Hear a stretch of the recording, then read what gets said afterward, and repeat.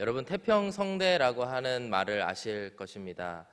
이 세상이 평화롭고 전쟁이 없고 그 다음에 모든 사람들이 잘 사는 그런 세상을 우리는 태평성대라고 말을 합니다.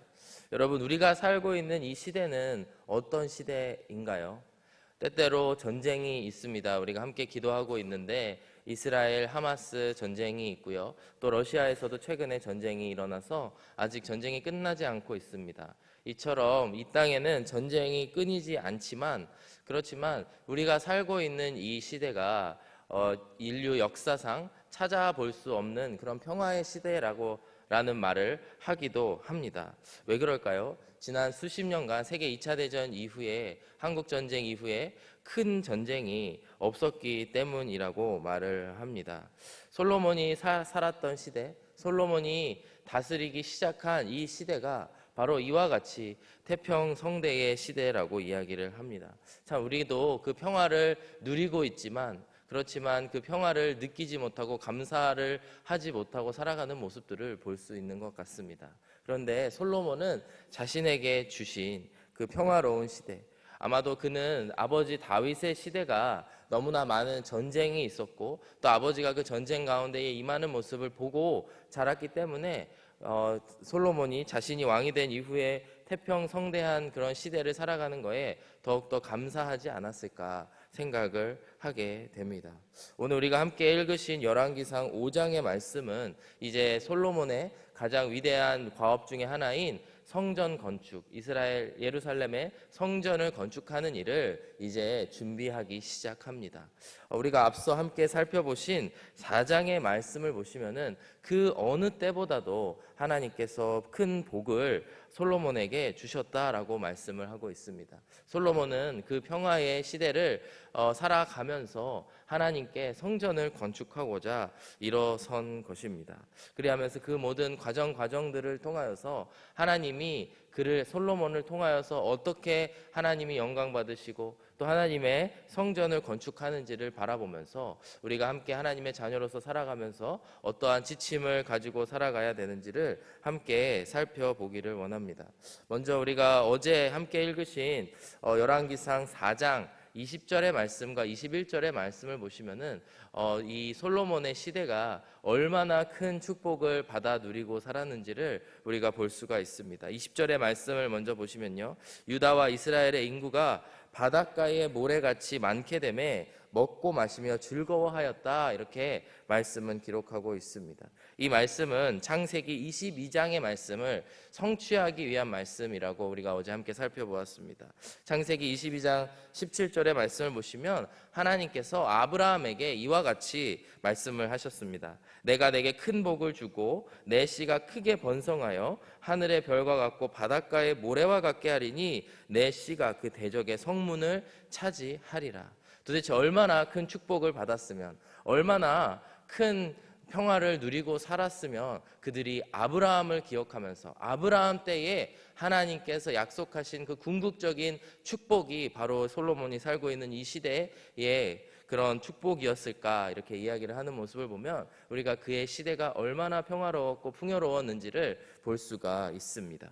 또 열왕기상 4장 21절, 어제 우리 함께 읽으신 말씀인데요, 그 말씀을 보시면은 그 땅의 경계가 그 강에서부터 블레셋 땅에 이르기까지 애굽 지경에 미치기까지 모든 나라를 솔로몬이 다스렸다고 이야기합니다. 그리고 솔로몬이 사는 동안에 그 나라들이 조공을 바쳐 섬겼더라, 이렇게 말씀했다. 이렇게 어제 함께 말씀을 읽었습니다. 이 또한 하나님께서 이스라엘 백성에게 아브라함을 통하여서 주시기로 한 그 땅의 성취라고 말씀을 드렸습니다. 창세기 15장 18절의 말씀 보시면요, 그날에 여호와께서 아브라함과 더불어 언약을 세워 이르시되 내가 이 땅을 애굽 땅에서부터 그 큰 강 유브라데까지 내 자손에게 주노니, 이렇게 주겠다 하신 약속을 솔로몬의 때에 완전하게 성취하였다라고 하는 것을 우리가 볼 수가 있습니다. 이와 같은 약속이 이루어지는 축복의 시대를 살아갔던 것이 솔로몬의 인생이었다라고 하는 것입니다. 그런 면에서 봤을 때 참 솔로몬의 인생이 부럽기도 합니다. 나의 시대에 내가 하나님의 축복을 누리고 싶다라고 하는 마음이 아마 저와 여러분들 모두의 마음속에 있을 것입니다. 그리고 사실 우리가 지금 누려왔던 모든 것들이 그 상당히 솔로몬의 시대에 누리고 있는 것들과 비슷한 부분들도 많을 것이라고 생각을 합니다. 그런데 어느새 우리는 익숙해서 그것들을, 하나님께서 주신 축복과 은혜들을 기억하지 못하는 경우들도 많다는 것이죠. 오늘 함께 솔로몬의 그런 성전을 건축해가는 그 과정들을 함께 살펴보면서 우리는 솔로몬에게 무엇을 배울 수 있을까? 그리고 그로 말미암아 우리가 무엇을 우리의 인생에서 또 변화시킬 수 있고 또 다시 한번 우리 안에 감사가 회복될 수 있을까 함께 살펴보기를 원합니다. 먼저 첫 번째로 솔로몬은 오늘의 본문을 통해서 자신이 받은 대로 하나님께 돌려드리려고 하고 있구나라는 것을 우리가 함께 살펴볼 수가 있습니다. 먼저 오늘의 본문 1절의 말씀을 보시면요, 이와 같은 이야기를 합니다. 솔로몬이 기름 부음을 받고, 즉 왕이 되었다는 것이죠. 솔로몬이 기름 부음을 받고 그의 아버지를 이어 왕이 되었다 함을 두로왕 히람이 듣고 그의 신하들을 솔로몬에게 보냈으니 이는 히람이 평생에 다윗을 사랑하였음이라. 두로라고 하는 땅은 이제 이스라엘 북부에 위치한 이방 민족입니다. 시돈과 두로라고 하여서 관계가 좋을 때는 이스라엘과 서로 돕는 그런 외교적인 친목을 가졌고요. 또 사이가 좋지 않았을 때에는 가장 가까이에서 이스라엘을 괴롭혔던 이방 민족이 바로 이 두로라고 하는 이 나라입니다. 그런데 사무엘하 말씀을 보시게 되면은 이 히람이라고 하는 왕은 다윗과 아주 좋은 관계를 보냈다라고 볼 수가 있습니다. 오늘의 본문에서도 이 히람이 평생에 다윗을 사랑한 자라고 이야기를 하는데요. 이것은 아마 두 나라가 우호적인 관계, 외교적으로 아주 사이가 좋았던 관계라는 것을 볼 수 있습니다. 사무엘하 5장 11절의 말씀을 보시면 두로왕 히람과 다윗의 관계를 이야기하고 있습니다. 두로왕 히람이 다윗에게 사절들과 백향목과 목수와 석수를 보내매 그들이 다윗을 위하여 집을 지었다. 즉 다윗의 다윗 왕의 그 궁전을 지었다라고 하는 것을 볼 수가 있습니다. 이와 같이 이 두로왕 히람이 다스렸던 곳, 오늘날의 레바논에 해당하는 그 곳인데요. 그곳에는 백향목이라고 하는 아주 큰 건물을 짓기에 용이한 그러한 나무들이 있었고요. 그렇기 때문에 그 일들을 하는 목수와 석수, 나무를 다루는 그런 장인들, 그리고 돌을 다루는 장인들이 이스라엘 북부에 있었던 그 두로와 시돈 땅에 많이 있었다라는 것을 우리가 볼 수가 있습니다. 이에 솔로몬이 그에게 편지를 쓰고 있는 것입니다. 오늘의 본문 2절 이하의 말씀을 보시면은 솔로몬이 히람에게 도움을 청합니다. 이에 솔로몬이 히람에게 사람을 보내어 이르되 당신도 알거니와 내 아버지 다윗이 사방의 전쟁으로 말미암아 그의 하나님 여호와의 이름을 위하여 성전을 건축하지 못하고 여호와께서 그의 원수들을 그의 발바닥 밑에 두시기를 기다렸나이다. 이제 내 하나님 여호와께서 내게 사방에 태평을 주심에 원수도 없고 재앙도 없도다. 솔로몬은 자신의 아버지가 이루지 못했던 그 일, 아버지가 가장 하고 싶었지만 하나님께서 허락하지 않으셨던 그 일을 하필이면 이 태평성대의 시대에 기억을 하고 그것을 이루려고 하는 모습들을 볼 수가 있습니다. 오늘의 본문의 말씀 4절의 말씀을 다시 한번 보시게 되면요, 이 솔로몬의 마음이 어떠하였는지를 우리가 유추해 볼 수가 있습니다. 내 하나님 여호와께서 내게 사방에 태평을 주사 원수도 없고 재앙도 없기 때문에 이제 하나님의 성전을 건축하기에 최적화된 시기가 왔음을 히람에게 전달하고 있다는 것입니다. 여러분, 우리가 상황이 좋으면 사실 어떤 일을 벌이기 싫어하는 것이 우리들의 마음입니다. 지금 이 상태만 유지해야지, 흘러가는 대로 잘 가서 믿지는 일들을 하지 말아야 되겠다 생각이 들 텐데요. 오늘 솔로몬의 위대한 점, 아마도 솔로몬이 하나님 보시기에 기뻐하셨던 모습은 무엇이냐면 바로 자신이 받아 누렸던 것들을 다 하나님께 돌려드리기를 원하는 그 마음들을 오늘 우리는 볼 수가 있습니다. 이처럼 국내적인 안정 그리고 국제적인 아주 평안한 패권을 이제 유지하였던 이 솔로몬의 시대에 솔로몬은 하나님 아버지께 먼저 성전을 건축해 드리기 원하는 그런 마음이었던 것입니다. 어찌 보면 솔로몬은 참 영광의 시대를 살았던, 그리고 시대를 잘 태어난 그런 사람이었다는 생각이 정말 많이 들게 됩니다. 왜냐하면 다윗은 하나님을 향한 마음은 더 컸을 거고, 하나님을 향한 마음은 하나님이 인정하셨던 그 마음임에도 불구하고 그가 살아온 그 인생 때문에 그의 손에 피를 너무 많이 묻혀서 성전을 건축하지 못하게 하나님께서 막으셨던 모습들을 우리가 알고 있기 때문입니다. 역대상 22장 8절의 말씀을 보시면 이렇게 다윗과 하나님과의 관계를 기록하고 있습니다. 여호와의 말씀이 내게 임하여 이르시되 너는 피를 심히 많이 흘렸고 크게 전쟁하였느니라. 내가 내 앞에서 땅에 피를 많이 흘렸은즉 내 이름을 위하여 성전을 건축하지 못하리라. 어떨 때 보면요, 하나님께서 참 냉정하게 딱 네가 할 일과 내가 할 일, 그리고 다음 세대가 할 일을 정확하게 구분해 놓는 모습들을 볼 수가 있습니다. 저는 대표적으로 이 구절과 함께 모세가 약속의 땅에 들어가지 못한 그 말씀을 보게 되면은 참 괜히 혼자 섭섭해지는 그런 느낌을 받을 때가 있습니다. 모세가 고생하여서 그 느보산 앞에 이제 약속의 땅 바로 앞까지 왔지만 그 땅에 너는 들어갈 수가 없다라고 하시는 말씀을 보면서 정말 우리의 인생의 주권이 하나님께 있구나라고 하는 생각이 들게 됩니다. 동시에 제가 제 3자의 위치에서 보았을 때에는 그렇게 섭섭한 마음이 드는 것처럼 보일지 모르지만 참 모세와 다윗의 입장에서 어땠을까 생각했을 때 저는 오히려 그분들은 섭섭하지 않지 않았을까라는 생각이 듭니다. 나중에 천국에 가서 확인해 보겠습니다, 여러분. 근데요, 왜 그런 생각이 드냐면요, 아마 그들의 인생 가운데에 하나님과 동행하였던 그런 일들을 보게 되면은 나의 육신이 그 약속의 땅에 들어가고 안 들어가고, 또 하나님의 성전을 내가 지어드리고 못 지어드리고가 크게 중요하지 않을 거라고 생각을 합니다. 왜냐하면 그들은 평생에 걸쳐서 하나님과 함께 동행하는 그런 천국의 삶을 살았기 때문이죠. 근데 그와 반대로 솔로몬의 입장에서는 어땠을까요? 그가 그의 치하에서의 통치를 시작을 하면서 가장 먼저 다윗왕, 자신의 아버지였던 다윗왕이 이루지 못했던 그 일을 이루기 위해서 그의 통치를 시작하는 그런 모습들을 우리가 놓고 보았을 때에 솔로몬에게 또 배울 수 있는 것입니다. 사랑하는 여러분, 우리의 인생 가운데에 하나님께서 주신 복이 무엇인지 다시 한번 생각해 보시기 바랍니다. 솔로몬은 태평성대를 누렸고 또 많은 또 풍요를 누렸습니다. 근데 그때 솔로몬은 하나님께 모든 것을 드리기로 작정하고 있는 모습이 있다는 것입니다. 여러분들의 자녀가 대학에 잘 가셨나요? 아니면은 시집과 장가를 잘 가셨나요? 건강한 아이를 출산했나요?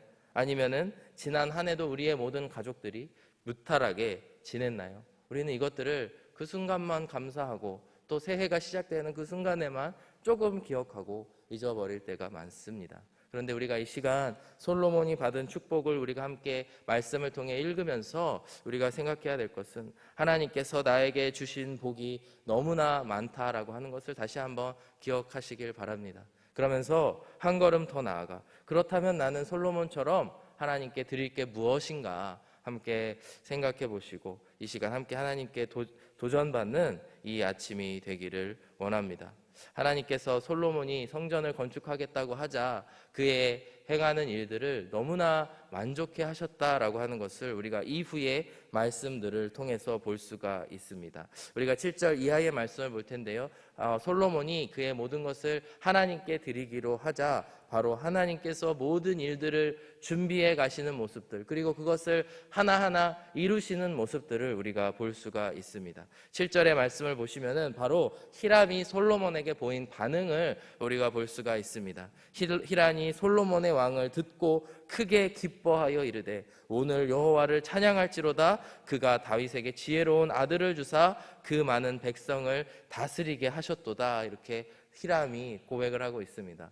우리는 구약 성경을 읽다 보면은 때때로 이 사람이 이방인인가 아니면은 하나님을 믿는 이스라엘 사람인가를 헷갈리게 만드는 그런 이방인들이 나타나게 됩니다. 대표적으로 오늘의 히람이 이렇게 나타나고 있는데, 그의 고백을 보면은 하나님을 믿는 하나님의 백성처럼 말을 합니다. 오늘 여호와를 찬양할지로다 그러면서 하나님의 성전을 짓는 것을 적극적으로 찬성하고 그것을 축복하는 모습들을 보게 됩니다.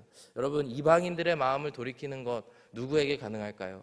아무리 솔로몬이 위대한 왕이라고 할지라도 그것을 할 수 있는 분은 오직 하나님뿐이심을 이 시간 기억하시길 바랍니다. 구약 성경을 보게 되면은 그 역사의 중요한 순간에, 하나님께서 역사 가운데 크게 일하시는 순간에 이방인들조차도 하나님께서 변화시키시고 그들로 하여금 하나님의 일을 돕게 하는 경우들을 우리가 종종 보게 됩니다. 대표적으로 에스라서 1장의 말씀을 보시면은 그때에 페르시아 왕의 마음을 변화시켜서 이스라엘 백성들, 바벨론에 붙잡혀 있었던 이스라엘 백성들을 다시 돌아오게 하고 그곳의 성전을 다시 한번 건축하게 하는 일들을 보게 됩니다. 오늘의 말씀도 마찬가지로 이미 하나님께서 그 모든 일들을 준비하셨고, 또 그 이방인인 히람의 도움이 반드시 필요했기 때문에 하나님께서 그의 마음을 바꿔놓으시고 그의 마음을 준비시키셨다라고 하는 말씀을 오늘 우리가 볼 수가 있습니다.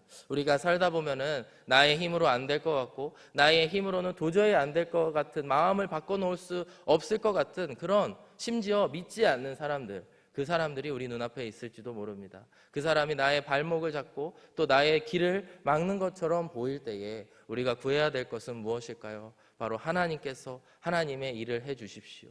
그렇게 구할 수밖에 없는 것입니다.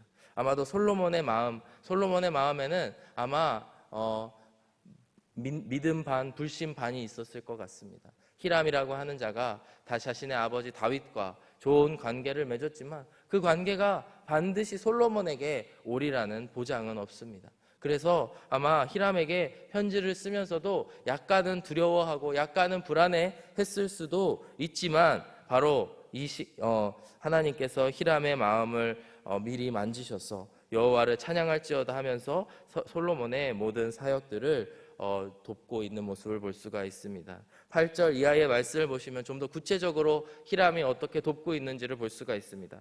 이에 솔로몬에게 사람을 보내어 이르되 당신이 사람을 보내어 하신 말씀을 내가 들었거니와 내 백향목 제목과 잣나무 제목에 대하여는 당신이 바라시는 대로 할지라 가져가십시오, 이렇게 이야기를 합니다. 근데 9절 이하의 말씀을 보시면은 그저 가져가라는 것이 아니고 갖다 드리겠습니다, 이렇게 말씀을 하고 있습니다. 내 종이 레바논에서 바다로 운반하겠고 내가 그것을 바다에서 뗏목으로 엮어 당신이 지정하는 곳으로 보내고 거기서 그것을 풀리니 당신은 받으시고 내 원을 이루어 나의 궁정을 위하여 음식물을 주소서, 이렇게 이야기를 합니다. 당신은 그저 나의 사람들에게 먹을 것을 제공해 주시면 그 모든 것들을 뗏목에 실어서 갖다 드리겠습니다. 정말 하나님께서 하시는 일들은 놀랍습니다. 하나님께서 성전을 지으시기 위해서 모든 걸 준비해 놓으셨기 때문에 그 일들이 일사천리로 진행되고 있는 것을 볼 수가 있는 것입니다.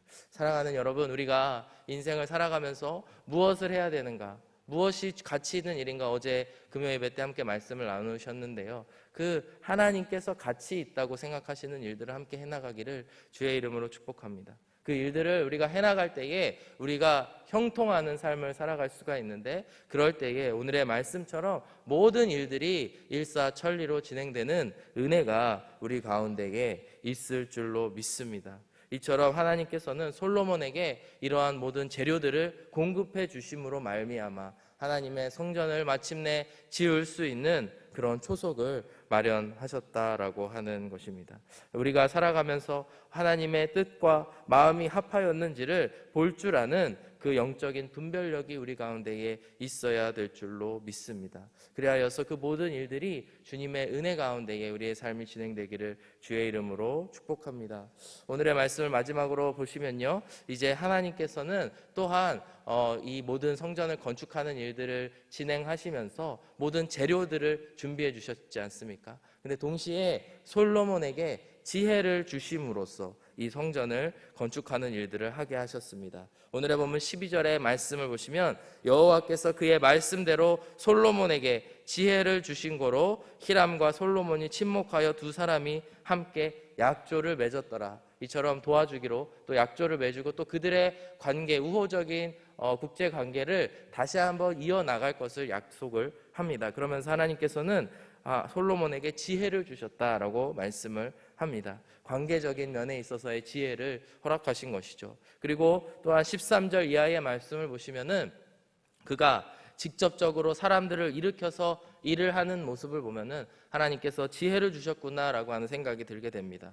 이에 솔로몬 왕이 온 이스라엘 가운데서 역군을 불러 일으키니 그 역군의 수가 3만 명이라 14절의 말씀을 보시면요, 솔로몬이 그들을 한 달에 10,000명씩 번갈아 레바논으로 보내매 그들이 한 달은 레바논에 있고 두 달은 집에 있으니 아도니람은 감독이 되었다. 이렇게 하면서 구체적으로 어떻게 그가 사람들을 사용하고 또 어떻게 이끌어 갔는지를 볼 수가 있습니다. 이 말씀을 보면서 참 솔로몬의 그런 일하는 방법이 지혜롭다라고 하는 생각이 들게 됩니다. 한 달 가서 레바논에서 열심히 일을 하게 되면은 두 달 동안 이제 집에서 쉴 수 있는 그런 일들을 허락한 것이죠. 그래서 이스라엘 백성들 가운데 그 역군들, 일하는 노동자들이 잘 일할 수 있도록 모든 것을 준비하고 마련했다라고 하는 것을 함축적으로 이야기를 하고 있습니다.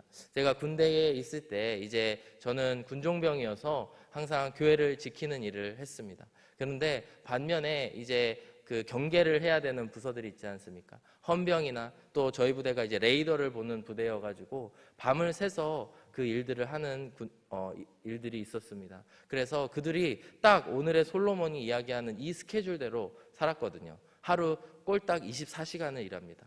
그 다음에 48시간을 푹 쉽니다. 아무도 못 건드립니다. 간부도 그들을 쉬는 거를 뭐 건드릴 수가 없는데, 그러고 또 24시간을 쉬고 그렇게 3일 로테이션으로 이렇게 돌아가는 모습들을 보면서 참 그 일들이 힘들지만 잘 버텨내는 그런 모습들을 보게 됐습니다.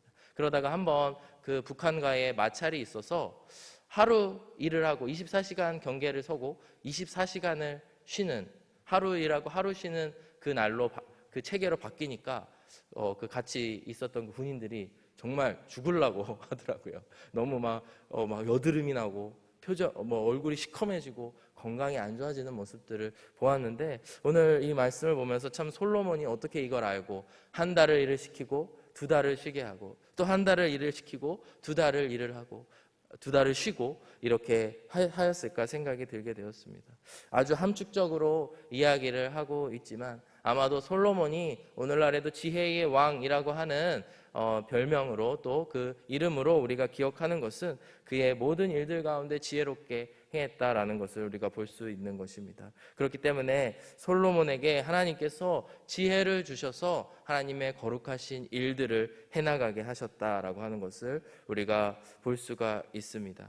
오늘의 마지막 17절의 말씀 보시게 되면요, 그가 가장 귀한 것을, 그러면서 그 지혜로 가장 귀한 것을 하나님께 드리기 위해 노력하고 있음을 볼 수 있습니다. 이에 왕이 명령을 내려 크고 귀한 돌을 떠다가 다듬어서 성전의 기초속으로 놓게 하매, 18절의 말씀에 솔로몬의 건축자와 히람의 건축자와 그발 사람이 그 돌을 다듬고 성전을 건축하기 위하여 제목과 돌들을 갖추니라. 이제 성전을 올릴 모든 준비가 끝난 것입니다. 그 모든 일들을 준비하는 가운데에 솔로몬이 일을 잘하는 지혜가 출중하였던 것도 물론이지만 18절의 말씀을 보시면 히람의 건축자 그리고 그발 사람이라고 하는 사람들과 좋은 관계를 맺어 나가면서 관계의 지혜도 갖고 있었던 솔로몬의 모습을 우리가 다시 볼 수가 있는 것입니다. 사랑하는 여러분, 우리가 열왕기상을 새벽에 함께 묵상하는 가운데에 하나님의 지혜를 구하게 되는 그 기간들이 되기를 원합니다. 아버지 하나님, 제가 한편으로 하나님을 위한 마음이 있었지만 지혜롭지 못하게 행동했던 부분들이 있었던 것 같습니다. 관계 가운데에 지혜롭지 못해서 서로에게 상처를 주거나 아니면은 관계가 소원해졌던 부분들이 있다면 오늘 한번 돌아보고 한번 일하시기를 바랍니다. 그리고 어떤 일들을 함에 있어서 지혜가 없었던 것 같다면 오늘도 우리에게 하나님의 일을 시키실 하나님께 구하시는 저와 여러분들이 되시기를 주의 이름으로 축복합니다. 오늘의 말씀을 통해서 우리가 볼 수 있는 것, 솔로몬은 자신이 받은 것을 그저 탐욕적으로 모두 누렸던 것이 아니고 하나님께 올려드리기 위해서 그의 성전 건축의 플랜을 시작하였던 것을 볼 수 있습니다. 사랑하는 여러분, 우리가 하나님께 받은 복대로 하나님께 돌려드리는 은혜와 또 축복이 있기를 주의 이름으로 축복합니다. 그리고 그 가운데에 우리 가운데에 일하실 하나님만 의지하며 나아가는 저와 여러분들이 되기를 원합니다. 말씀을 마치면서 빌립보서 4장 6절과 7절의 말씀을 보길 원합니다. 아무것도 염려하지 말고 다만 모든 일에 기도와 간구로 너희 구할 것을 감사함으로 하나님께 아뢰라. 그리하면 모든 지각에 뛰어난 하나님의 평강이 그리스도 예수 안에서 너희 마음과 생각을 지키시리라. 하나님께서 우리에게 하실 거룩한 일들에 소망을 두시고 우리의 평생에 하나님 시키시는 일들을 지혜롭게 행할 주님의 자녀들이 되시기를 주의 이름으로 축복합니다. 이 시간 함께 찬송하며 나아가기를 원합니다. 이 자리에서 하나님 우리의 입술을 통해서 영광 받으실 줄로 믿습니다. 우리 한 사람 한 사람을 하나님께서는 교회로 세워주셨고 성전으로 세워주셨습니다. 그 의미가 무엇이냐면요, 우리가 함께 하나님께 찬송을 높여드릴 수 있다라고 하는 것입니다. 우리가 어디에 있든지 어느 자리에 서든지 하나님을 찬송할 수 있는 하나님의 성도들로 서게 되었다는 것입니다.